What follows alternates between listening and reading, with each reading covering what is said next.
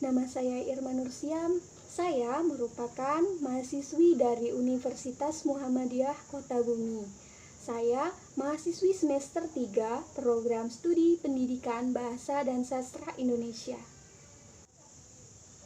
Baik, pada kesempatan kali ini saya akan menjelaskan tentang materi produksi pembelajaran berbasis blogger, medsos, YouTube, Zoom, serta yang kelima adalah Edlink. Sudah tidak asing lagi bukan? Beberapa hal yang tadi saya sebutkan, yang kelima hal tadi saya sebutkan, di era modern seperti ini. Di era modern, penggunaan teknologi semakin meningkat. Dengan adanya kasus virus corona, membuat kita sebagai mahasiswa, sebagai siswa, sebagai pelajar, sebagai guru, dan semuanya melaksanakan kegiatan melalui jejaring sosial atau online atau daring dengan menggunakan teknologi pendidikan yang ada. Yang selanjutnya saya akan menjelaskan pengertian dari blogger, medsos, YouTube, Zoom, dan Edlink. Teman-teman, ada yang tahu tidak apa yang dimaksud dengan blogger? Ya, blogger merupakan website dengan isi yang berupa teks, gambar, link, audio, atau video. Blogger merupakan sebuah sistem publikasi blog. Baik, jadi blogger merupakan situs di mana kita dapat mencari video, mencari gambar, mencari link, mencari audio seperti lagu-lagu, dan beberapa materi-materi pembelajaran yang sulit kita pahami. Jadi, blogger tersebut merupakan blogspot yang dapat kita gunakan untuk mencari bahan dalam pembelajaran. Blogger tersebut sangat berguna dalam pembelajaran, baik pembelajaran daring atau pembelajaran secara langsung. Dengan kita sering mengunjungi blogger, maka pengetahuan yang kita dapatkan akan semakin banyak. Yang selanjutnya, saya akan menjelaskan tentang pengertian medsos atau media sosial. Medsos atau media sosial merupakan suatu media daring yang memudahkan para penggunanya untuk melakukan interaksi sosial secara online. Nah, interaksi sosial yang dilakukan halayak ramai sering menggunakan media sosial.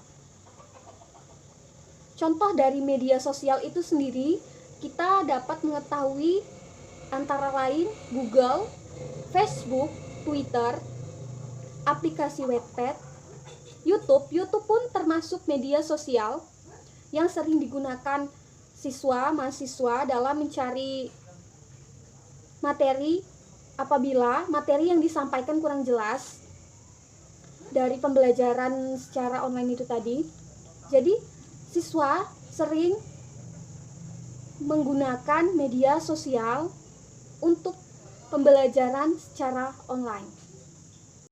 Pengertian YouTube antara lain adalah media yang memungkinkan penggunanya untuk mengakses video maupun membagikannya kepada orang lain. YouTube merupakan salah satu media sosial yang cukup populer digunakan di masyarakat Indonesia. Baik mahasiswa dan siswa, pelajar, bahkan guru pun sering menggunakan akun YouTube sebagai metode pembelajaran daring selama kurang lebih 1 tahun belakangan ini. Jadi penggunaan YouTube itu sangat populer karena aplikasi YouTube tersebut merupakan aplikasi yang berisikan video-video, baik itu video tentang pembelajaran, baik tentang apapun yang ingin dicari seseorang. Tapi dalam hal pendidikan, YouTube dapat memberikan ulasan-ulasan atau pemahaman-pemahaman tentang pendidikan yang ingin dicari. Contohnya adalah tahapan-tahapan dalam teks ceramah. Nah, apa saja sih isi teks ceramah itu? Bagaimana cara menyampaikan teks ceramah tersebut kepada halayak ramai? Nah, di YouTube ada materi, ada penjelasan tentang hal tersebut. Yang keempat adalah aplikasi pembelajaran dengan Zoom. Sudah tidak asing lagi bukan?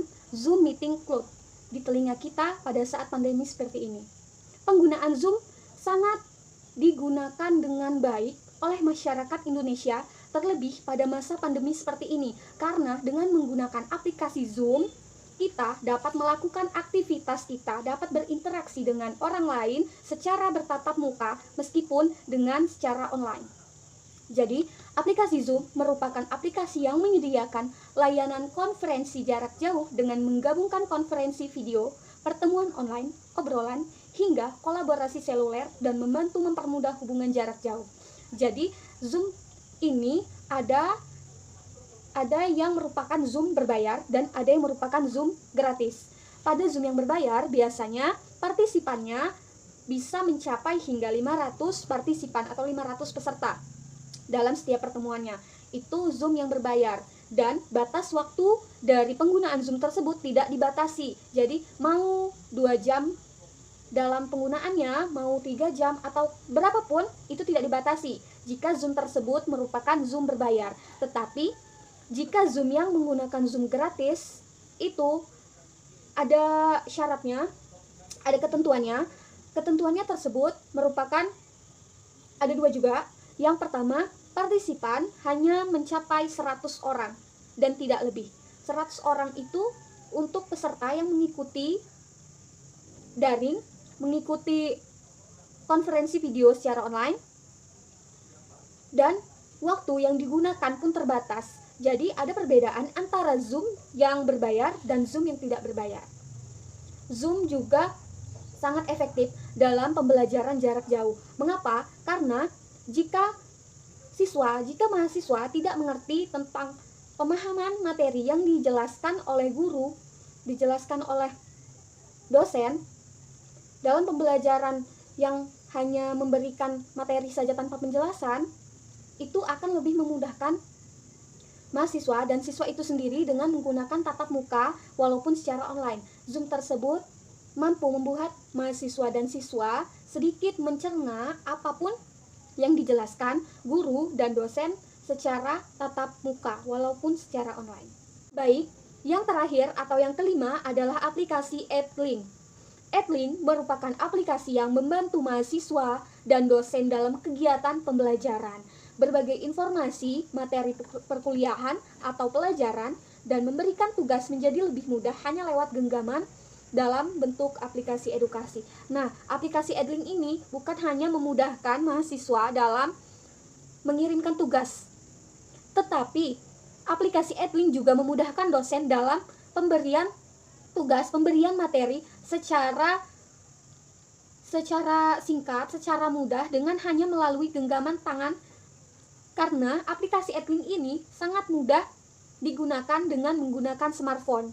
Pada zaman sekarang, smartphone sudah sangat menjamur di masyarakat. Pembelajaran menggunakan smartphone, baik itu SD, SMP, SMA, bahkan kuliah harus menggunakan smartphone.